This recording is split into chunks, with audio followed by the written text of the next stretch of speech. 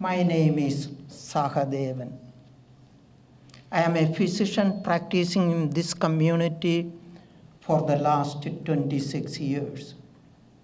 Yes, I do know the value of caring. Now let me take this note to an optimistic point of view. Very recently, I had the fortune to be in Connecticut, visit some schools, and I saw some programs where I got somewhat excited. It was something went through my mind. Yes, I will have to look for the 3-minute, Senator Unger. I saw one thing, a program for Feed the World. Each or some of the school, they grow various kind of vegetables, various kind of food materials in their backyard. The family, the patient, the friends, and everybody will come together. I took my grandchild, and we felt the bond with the teacher, the friends of the children of my grandchild, and there was an enthusiasm of the community feeling. Feed the world. Teach the children to grow some greens. Take the Michelle Obama's program to our school. Make our community to feel together. And we can not only bring a community feeling, being together, but we can reach major goals. As a next line, dear senators, honorable members and participants, have you ever seen an elderly suffering from hunger? As a physician, I have. I have wiped the tears of patients begging for food and water, but preferred for starvation and to die. I am not exaggerating. It is my personal experience in this community, not in this in Southern West Virginia. Senators, you can make a change. Please look into this. It should not happen. Hunger for the children, hunger for the elderly, hunger for the dying are the same. A person with disease like Alzheimer's disease should not be left to die under the principles of Kevorkian. They should be cared for. Thank you, sir. Hello, my name is Kim Gruber, and I am the Director of Communities and Schools of Greenbrier County. We are a local affiliate that works with the national organization, and we are a dropout prevention organization that works on campus in the school 5 days a week. Right now we are in the elementary and middle schools in Greenbrier County. We're in 5 of them with 3 of our staff. And our program as a nonprofit is very flexible. We do individual case management services. We do mentoring and tutoring. We have classroom workshops. We have peer focus groups. We have educational programs for the whole school. We bring books, we bring clothes, we bring hygiene supplies, whatever the school needs. And we focus on issues like bullying. We focus on life skills. We focus on conflict resolution. And we focus on the issues that these people here have talked about today. And I will echo what they have said. We do good work. And we are one of many organizations that do good work. But so often we feel like we are doing it alone, or we feel like we are doing it without enough resources. We feel like this program could be more and could reach more if we had that support. And what I hear today is that there is that support, and there are those resources. But what's missing is the communication, the collaboration between DHHR that says, I'm working with this family and they're in need, and between the people that we have on staff that says, I'm working with this mom and she doesn't have a GED and she doesn't have her driver's license, and they owe $700 in their electricity bill and they're 2 months behind on their rent. And we need to talk to the child and youth advocacy centers who says their mom has been a victim of abuse. We need to talk with the Family Refuge Center that says, we have seen that mother bring her children in here. We need this hub. We need this community spirit where the stories that you all are hearing today can be heard in those communities. And I think that that's something where we can really get creative and we can really get innovative about what that hub looks like, so that we all don't have this conversation when there's a select committee developed, but that we have this conversation routinely and every day. And so that the individual voices that come here and speak with that passion can speak louder together. Because people do want to be involved and they do want to support this, and we do care about child poverty. And that is a message that we can use to sell our state, to say we are a state of people who care. And we are a state of people who want to make a difference. And if your business comes here, you will be a part of that change. And I have a whole list of things that I was going to talk about, but they've already been touched on today. So that's the one thing that I'm going to focus on, is let's work on creating that collaboration. Let's work on our staff saying, hey, this child needs to go on a field trip. This child's parents need to pay their electricity bills. So that we can reach out with DHHR, so that they can say, hey, this mother needs training. She needs help. She needs to talk to someone. So that we can reach out to the local businessman and the local therapist in the community who will provide those services for her. Because we have what it takes. We just don't have the structure in place to get us all working towards that same vision. And I think that's what you all are doing here today. And I hope that that's something that will trickle down from the state and become in every community, whether it's Quinwood, West Virginia, Lewisburg, West Virginia, or Charleston, West Virginia, that conversation is going and it is sustained. And that's what I hope. I hope that the voices you hear today can create a sustainable structure to bring all of these programs together. Quit looking at Medicaid as a dirty word and expand it. There's no reason that I can see economically that it doesn't make sense to do it. It's going to be backed 100%, and we've had 2 governors now who just don't like Medicaid, and they underfund the Medicaid program. There aren't enough staff. I can go on, and I did go on, and finally just saw that there's no point in it, and until that is on you guys. And I thank you all for being here and addressing the issue of poverty, because we had 2 presidential campaigns where both parties acted as though it was a dirty word and never included it in practically any discussions. The other thing on schools, everybody has talked about how the school needs to be a community and how we need to bring these folks together. I think one way you can do that, and you've through the legislation that you've got going now, you're working on the 180-day piece, and hopefully that will be in place. But you've got to look at the school day differently, and I think that you need to start it later so that everybody can clear the roads, because they used to clear them before, and they stopped clearing them because they knew the school was going to call school off at the drop of a hat. And so why get out there and bust yourself with overtime and do it?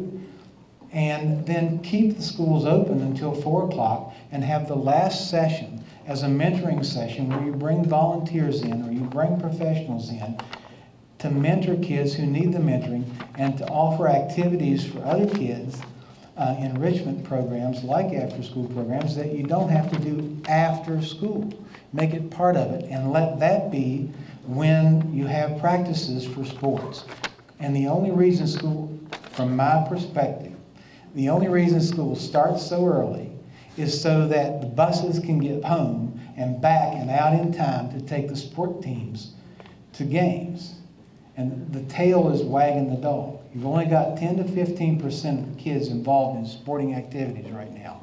And so please take a look at some other things other than just the 180 days. Because all these things that have been mentioned are what is going to make these things happen. It's going to make changes. If you get kids that make the schools the center. And then when you have these activities for schools, eliminate the charges that it takes to get into a school sporting activity. Parents cannot afford this. A whole lot of parents can't. And so they can't go as a family. They can't, in some cases, even send their kids. The next thing is, we've mentioned bullying, and so you do have to continue to focus on this as school administrators and boards of education. The principals have to get some backbone. That's why the teachers don't get involved. They fall away. They know that they're going to eat anything they carry forward. And that's happened, and we've seen it in every school that we've been involved in with school-based health programs through the 20 years I was involved at New River. Finally, and I do think that this does address poverty, is that you have got to look at roads, and you've got to get into McDowell County with a highway. And you can do it with a toll road. And you can get off of this stuff of eliminating the tolls. I live in Gent, and I know that I can get out and anywhere I want to go if I can get on the turnpike. And it may be a little overstaffed at times, but hey, it creates jobs, it gets people there, and it gets them there safely for the most part. Thank you very much. My name is Eugene Ash, and I'm nothing more than a concerned, well, let's say super concerned citizen. I'm looking at the audience here, and I realize everybody sitting here, you mean well. Without me talking to you, I know you mean well because you're here. If you wasn't here, you might not mean so well. But the fact that you are here and people got up and spoke, my hat's off to you. That means you care. I was listening to a lot of people speak, and I was looking for if anybody had the reason for the situation that we're in. For example, you have to know, before you can fix anything, you must know the cause of the problem. So what is the cause of this poverty thing that we're talking about? We have food stamps. The system has food stamps, so no one goes hungry. They have a thing they call HUD. I believe it's called HUD because that organization doesn't allow you to sleep under the bridge in a cardboard box. So we talk about poverty. Just what is poverty? I mean, I remember years ago when I was a kid, my mother and father was responsible for raising me and my siblings. Not just raising, but supplying our needs as far as book supplies. We didn't have pat backs in them days. We carried our books under our arm with a belt wrapped around it. If you might remember those days.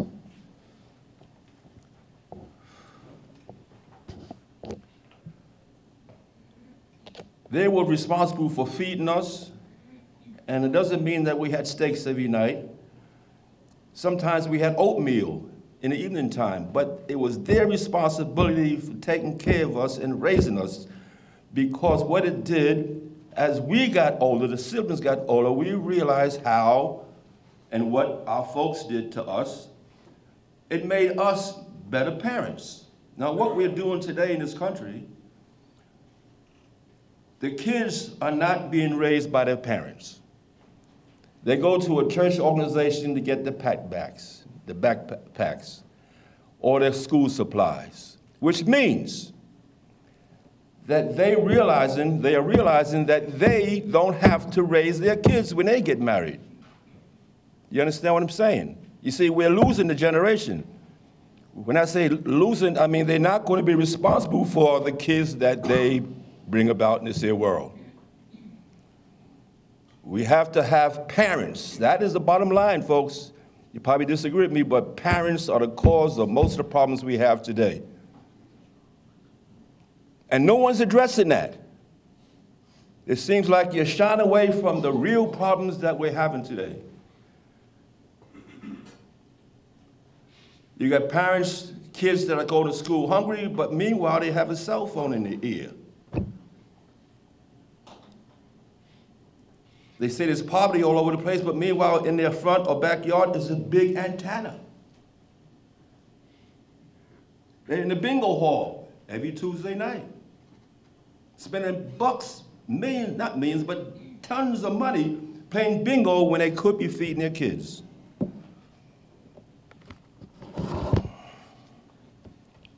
And it's not going to be solved until we address the real problem, and that is the fault of the parents.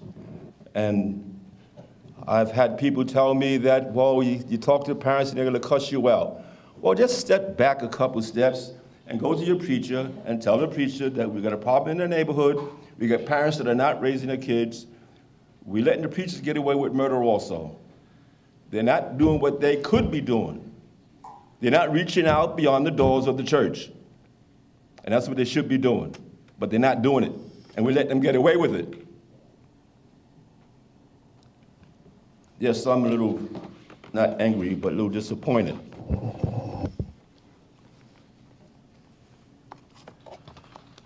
I made a few notes here, but I don't need them all because time is running out. I just hope that we understand this and don't be afraid of the parents who got a cigarette dangling from their mouth and they have a frown on their face, and everybody has an excuse for the parents. I knew what I had to do when I became a father.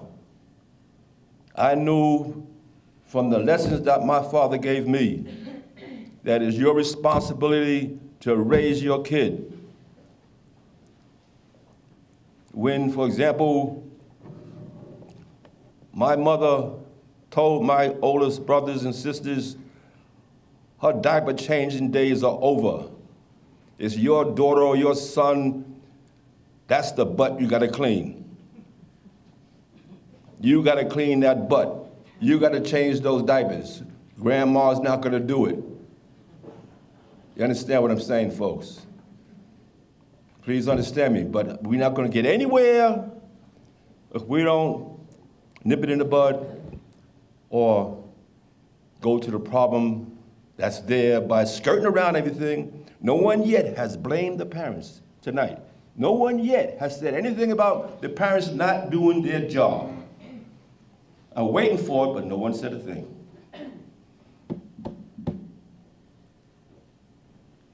The preachers and the ministers, whatever you want to call them, they can do a lot more than they're doing also. We have people that go to these here places of worship every Sunday or whatever day they worship with no advertisement because they love their pastor or their minister. But the minister has a habit of saying one or two things all the time. He'll look down the middle of the aisle and he says, "Ain't God good?" Everybody says amen. To the left, "Ain't God good?" To the right, "Ain't God good?" Everybody says, "Yeah, oh yeah, God's good." But he says nothing in between. You understand? He doesn't go beyond the doors of the church. Why can't the preacher go to these mothers and these fathers that are not doing their job as parents and give them a hands on the head or whatever you want to call it, whatever they do, and get these parents squared away? No one else seems to want to do it.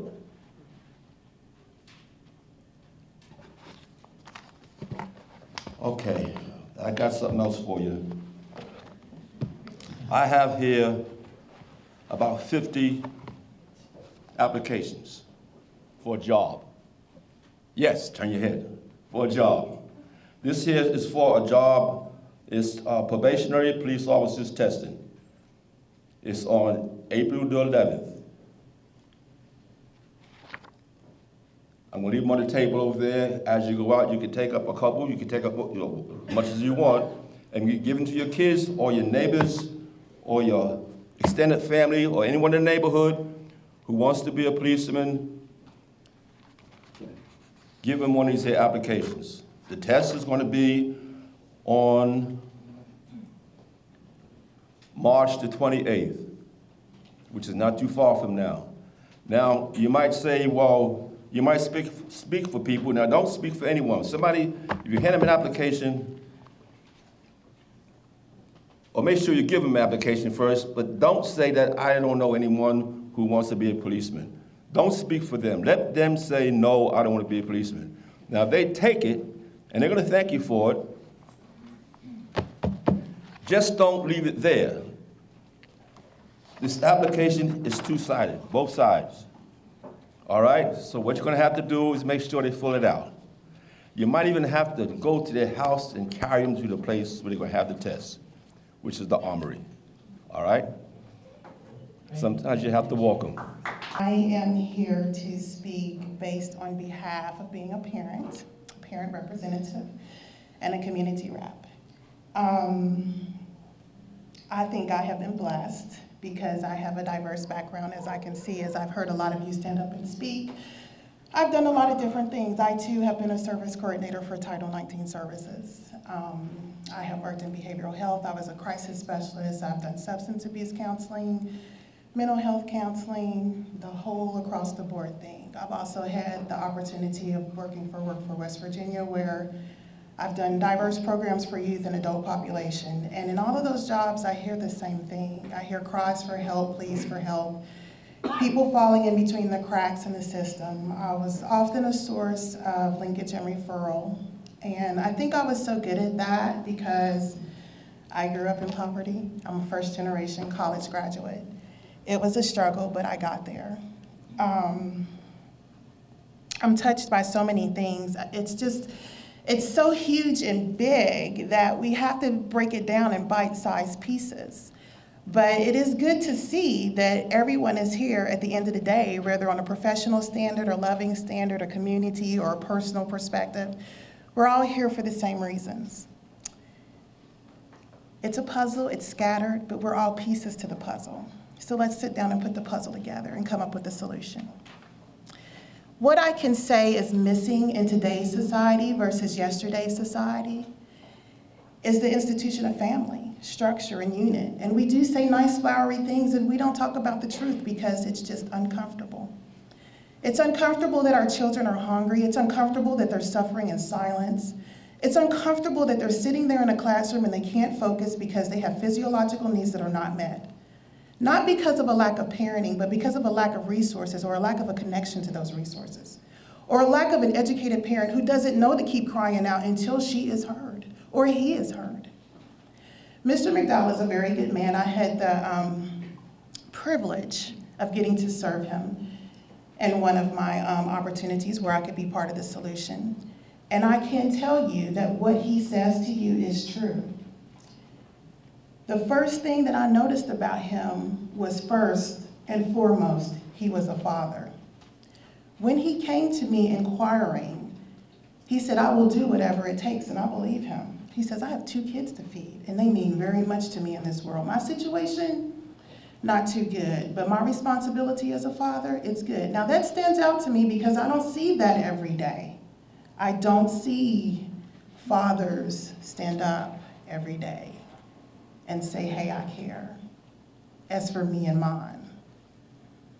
I see mothers, and I'm not stigmatizing because there's a lot of single fathers out there doing their thing too. I see a breakdown of family structures and family units. I see a breakdown of communication. I see a breakdown of collaboration. This is a we thing. There is no I in team, there is no I in we. This is a we thing. It does take a village to raise a child. It takes us all. Those kids are angry. How do you address anger in the classroom? They're angry because they're hungry. They're angry because, I hate to break it to you, but not every home has cable. I'm one of them. Not every home has a computer. They don't believe my son when he tells them, I can't do that assignment because we don't have internet at our house, because I have to pick and choose. An educated woman with a salary. I have to pick and choose what's the most important. So the first time it happened, they laughed, and then they had to apologize because he's a very bright kid, and they saw that he wasn't lying. So, I mean, there's a lot of things that we need to cover across the board because we dress things up very nice. We label things very well, and we put a really pretty Band-Aid on it. But are we truly fixing anything? Are we getting beneath the surface? Are we really getting to the root of the problem? I know the root of the problem because I lived it and I overcame it. And some days I wonder if I overcame it because due to situations and circumstances beyond my control, I can go to work and I can help someone else, but I can't help myself because I'm not in the right income bracket. So therefore, everything that I've worked for these past 20 years, I have lost. My child still goes to school. No one knows that we've lost a home. I still kept going to work. No one ever knew. I suffered in silence. I missed 2 days of work to move everything out of my home that was illegally seized. I would never tell anyone that because I was too embarrassed. I was too embarrassed to ask for help. I was too embarrassed to find out if there was any resources for me. So I pack him up and I send him out every day and he goes through that. So yeah, he's a little upset some days. He's a little militant. He's a little frustrated because he sees that every day and he doesn't understand the system, like he doesn't understand the misuse of authority. He doesn't understand, Mom, why are you in debt and will you pay student loans until the day you die and we still struggle the way we struggle? When someone else can just go down to the corner and get food stamps. We don't get food stamps. I got a second job. I got a second job serving tables for the first time in my life. Was I too proud to do that? No. I've sat and watched couples argue. No, she's a professional. She's educated. And I did it with a smile on my face. I did it suffering and pain. Physically able to do that job? No, that's why I have the degree. But I did it because that was how I fed my son at the end of the day. And people thought I was joking. The second job was my food stamps. And out of a professional courtesy, they looked at me and they said, you're shooting yourself in the foot. Not only do you have one, but you have two. I said, do you not realize what my salary was last year? We've lost everything. There's nothing else to lose. Which job would you tell me to quit, the $9 an hour job or the $2 an hour job? She looked at me in silence. So I hope that my son can look at me and say, I'm going to provide for mine. And he says it every day. When his peers look at him and say, and he struggles himself, why do you care so much? He says, and I can proudly say, because the decisions I make today are the decisions that will affect my family tomorrow. And he says, my wife and my children, I will care for and provide for. And I tell him, you better not. And I also tell him, buddy, I love you with all my heart, but we are working towards a goal. He has physiological needs that we have to address as well. We have great days and we have not so great days. But I tell him, and it's out of my heart and my passion and my love for him, when you're 19, you're out of here, buddy. I don't care where you're going, but you're out of here. You're going to school somewhere. Trust me, you're going to get the true experience because I had you, you didn't have me. I brought you in this world. I'm not your burden to bear. I consider my life successful when you go out and you get your degree debt-free and do your thing. And I expect you to have an academic degree as well as hopefully an athletic degree. But these are things that I tell him every day. How I hope, I'm going to be honest with you, I don't know, because the days are quite challenging. There are some days, I'm going to honestly tell you, that it takes all I have to get out of bed. And there are people that I had to face in that situation and looked at me and said, why aren't you? And I'm like, yes, I am. We all have a cross to bear. We all have a story. We all have a path to choose. But at the end of the day, it's like you said, fear will paralyze you. A lot of these programs I have seen work, that Greenbrier program with the communities in school, professionally, I've seen that awesome program. Awesome program. I've seen it made life and death differences. There are children that I've seen that I don't think they would have made it if they didn't have those resources and those loving people supporting them.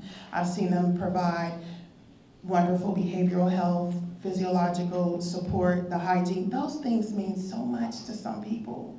You have no idea. It gives them their dignity. It gives them their pride. It gives them their reason to go on. If we don't have hope, what do we have? When the hope is gone, everything's gone. So if nothing else, at the end of the day, I'm so sorry to see that the teacher has already left. It is so good as a parent to see someone on the other side, but there's parents that are there fighting too. There's people in the community that are there fighting too. But what we all need to do is pick up our weapons and fight together, because it is a war, and we need to wage war on it, and we can be victorious. We're not slow people. We are an educated nation. We have the best of the best. We've done it before. We can do it again. One of the biggest things that I would like to see happen would be a collaboration. You do need a parent and a professional staff coordinator in every school system, because a lot of times they can't get to the root of the problem because everybody's having a power struggle. The parents having a power struggle, the teachers having a power struggle, administration's having a power struggle, and who gets left out? The kid. So we need a mediator and someone to just go ahead and calm the peace. First of all, the reason why I signed up to speak was I really wanted to see if there was a light. And there really is a light. And secondly, I don't think I could stand another 5 minutes on those aluminum chairs. Committee, I applaud you for your efforts. I have tremendous respect for the work that you're undertaking. I've heard often there are no simple solutions to complex problems. I'd be remiss to stand up here and try to give you an answer, but I have a couple thoughts that I think that specific to schools, and I think we could use your help to try to solve some of these problems. First of all, a research study I read recently said that a child that graduates from high school and gets a job before they have a child has less than a 3% chance of living in poverty. To me, that is very profound. We also know that in the state of West Virginia, a student who drops out of school has an 83% likelihood of being incarcerated in the state of West Virginia. So often, I mean, I've been in a couple of these meetings, and there's a tremendous amount of work that's being done to try to combat some of the problems with poverty. I don't think the reason we're still struggling is because of lack of effort. We're chasing symptoms constantly. I don't know how many resources we can continue to add to those symptoms. Somewhere in this process, we have to get ahead of the curve. One of the common themes you hear across all of this is children in school. We have great child nutrition programs in our schools. We often hear, and I've heard the work of Ruby Payne cited several times, they tell us that children don't care what you know until they know you care. We believe we have very nurturing schools, and if we can get those children in school every day, we can provide them with the exercise they need. We can provide them with those meals that they need. We can challenge their minds and at the same time serve as role models for these children. One of the problems, and I commend the efforts in the last several years in trying to strengthen the laws around truancy, but the reality is it is not working. And I'm just going to be honest with you. The lowest percentage of daily attendance is in kindergarten and first grade in Raleigh County. From there, it trails up to about 6th grade, and then it nosedives.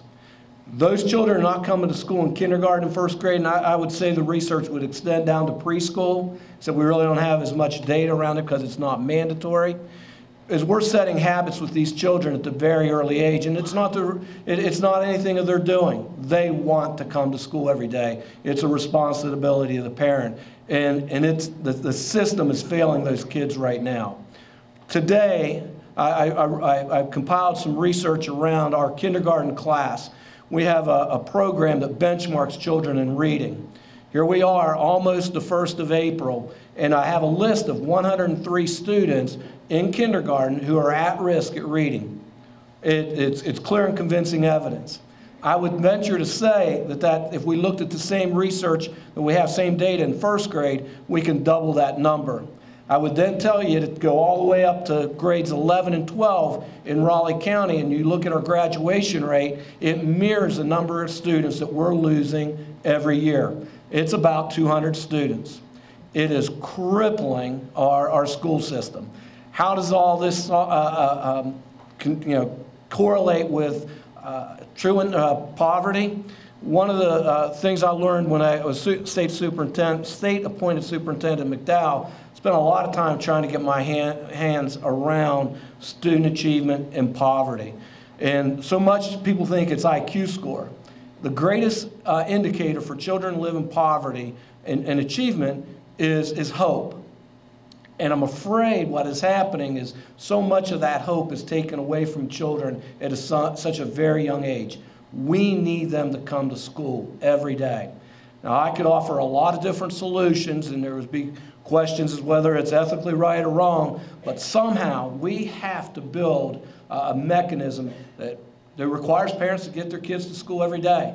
I'm not saying those children who are ill, we don't want them to come to school. We know they need to be at home. We know parents need to be able to make that decision. Right now, I have a kindergartner in one of our elementary schools who have missed 59 days. You add the 9 days we've missed for snow days, I can tell you right now they will never recover. There are 23 kindergarten students in our county who has missed over 20 days. Add that to the 9 snow days, they've missed a tremendous amount of school. The second point I want to make, and I know I've talked to Senator Green and Senator Hall. I think you guys have had a tough couple weeks, really working around how are we going to reform public education in the state. I think you guys have done some remarkable work. But there is one piece that's truly missing. When I went to school to be a teacher, my parents were excited. They were so proud when I graduated from college to tell their friends, their neighbors, that their son was going to be an elementary teacher. It was a great day. That myriad of professionalism and excitement and being part of a system that makes a difference isn't there anymore. I heard somebody say we don't respect teachers in the profession like we used to. I believe that is true. That just recently we had a board meeting. We had several students who came from one of our high schools and articulated desires about a class. And they did a great job. Phenomenal students. And I asked them, how many of you guys have ever considered going into education? They were all seniors, and they chuckled. They laughed. That for me is just so disheartening. I don't have, it'd be easiest thing for me to say is to jump the salaries up to a certain level, and maybe that is the answer, to where we start recruiting some of the best of the best. 60% of our teachers, as you guys already know, are retirement age. They were the same individuals that came in because of a passion, a desire, a sincere respect for teachers. That isn't there anymore. So how are we going to recruit teachers in this next era? I don't know. I think we're going to really, really struggle. How I know that can make a difference, and school does, and I don't want to give a sob story, but for me it's a reality check. My father had an 8th grade education. He told me in 8th grade, when he went to school, that's when the principal got worried because he knew something was up. My mom, she was a senior dropout because she, by the age of 19, she had 2 children. I was fortunate. They couldn't help me with my homework, but they made me go to school every day. They knew their dream was their children would all have a college education. I think education is the answer to help get out in front of this poverty issue.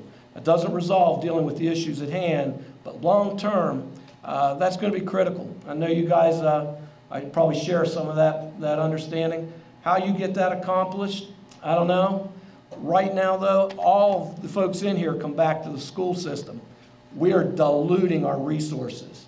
We have state aid that gives us so many positions, but we're expected to do so many things, solve all these social problems within the school system, and we're not equipped nor funded to do that. It starts with the guidance counselors, social workers, resource officers in the school. I think there's some steps that could be taken, but they have to be funded mandates. I thank you for your time. First thing I want to say is thank you, and that's why I wanted to go last.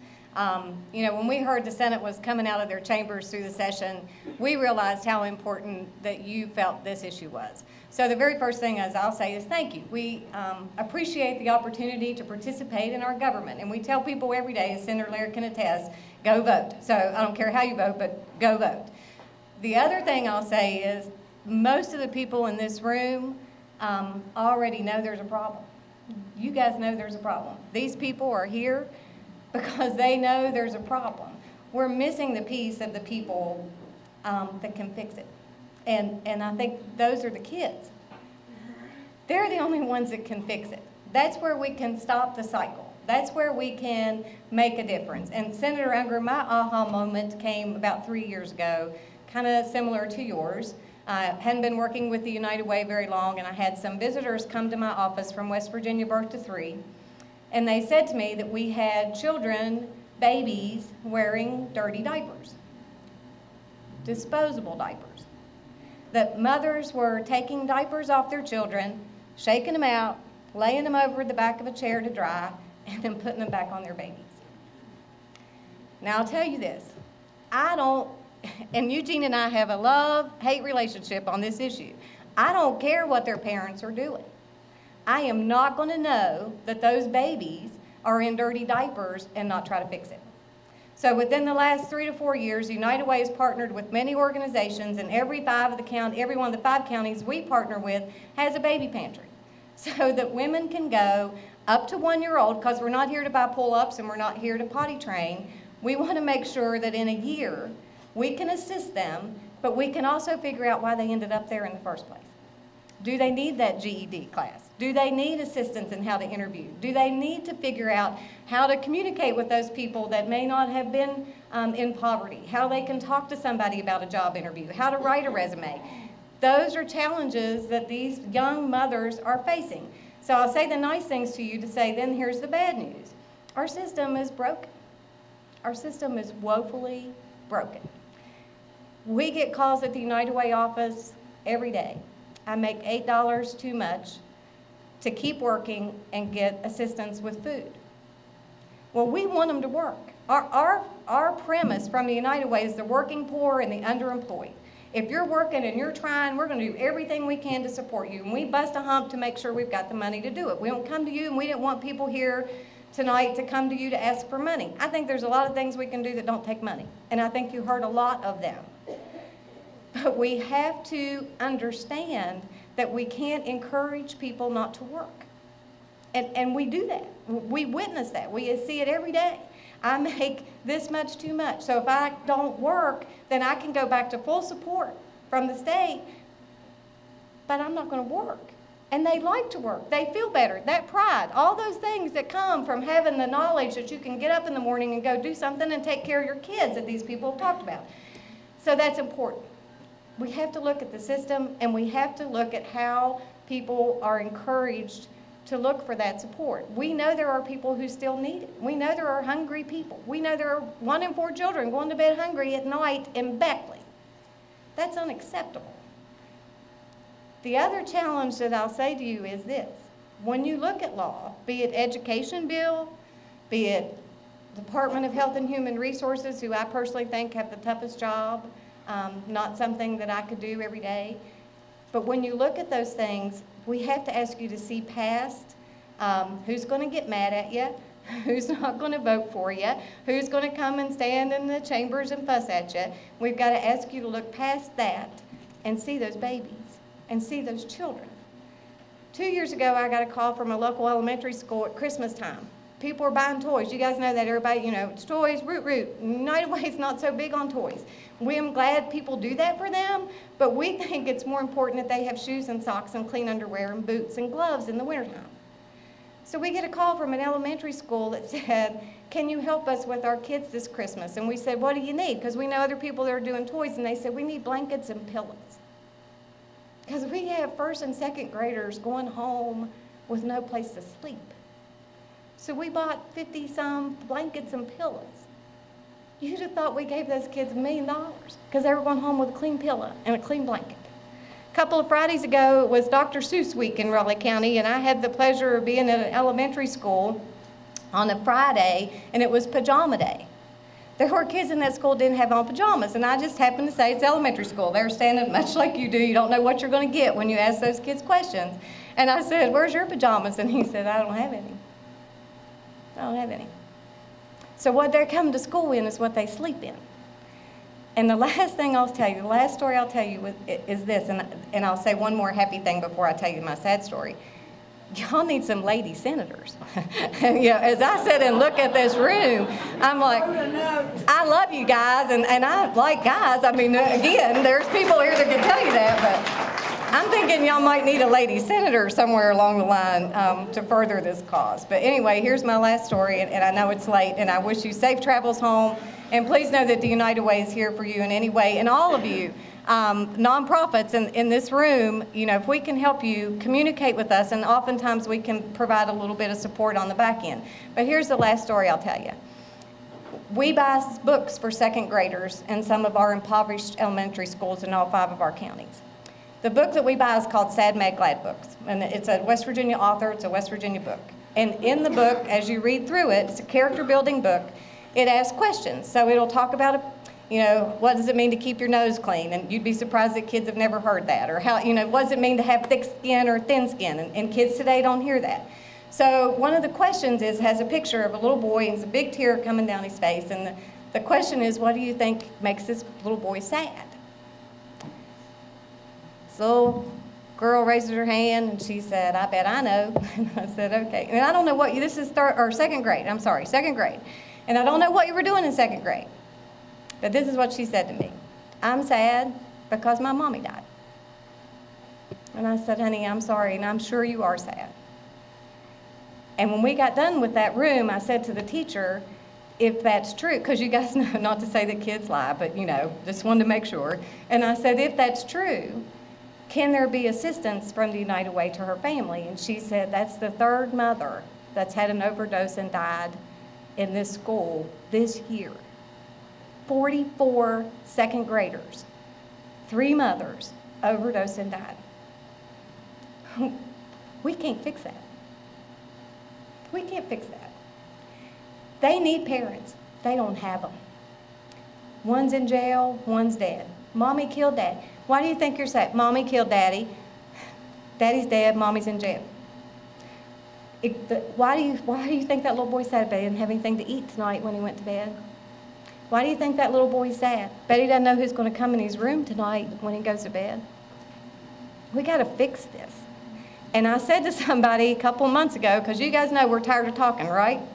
And that's why I think I'm so excited that you're here. We're tired of talking about all of it. We're tired of talking about substance abuse till I could puke. Just can't stand it. Tired of talking about people doing the things that we're doing to our children. So we've got to take action. And what we said is this. This is not the end of an old conversation about poverty. This is the beginning of a new conversation, and we're not going away till we make a difference. And we're going to save one at a time. So tonight when you go to bed and you think, oh my God, I'm exhausted and I cannot believe I went to Beckley, West Virginia and, you know, and listen to that big mouth Margaret at the end of the day, and you didn't get beans, I'm sorry, you got sandwiches. But at the end of the day, when you go to bed tonight, you remember that we can save one at a time, and we don't know who that one's going to save, and we don't know that that one's not going to be a senator or a governor or a president, but we've got to take care of these kids, and we can't depend on their parents as much as we would love to. We've got to step up, and we've got to be the community that takes care of them, and not just in school. These people, and so thank you all for coming. We have a huge support here from the Board of Education, our Beckley Area Foundation. Many of these agencies are United Way agencies. These people are on the ground doing the work out there every day, but our school systems can't do it all. We have got to hold up our teachers, hold up our educators.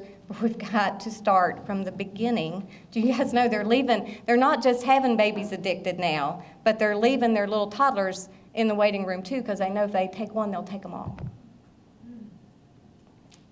I commend you for what you're doing, but don't just do the talk, walk the walk.